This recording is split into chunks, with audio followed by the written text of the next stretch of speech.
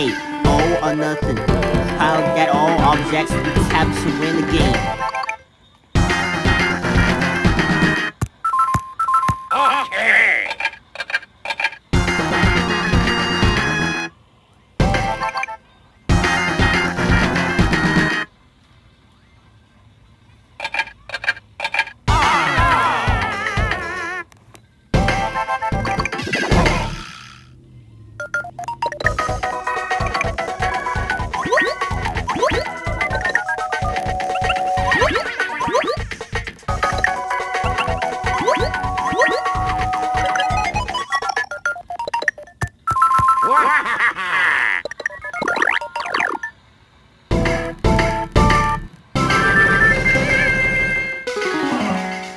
Creating win conditions is very simple.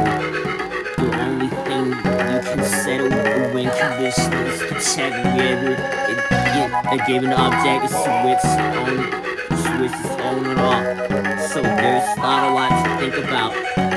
However, if you need to monitor 2 or more switches, things get a little more complicated.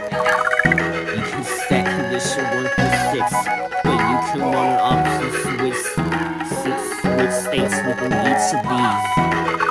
But remember that multiple switch states within one condition work totally differently than multiple switch states when set to different win conditions.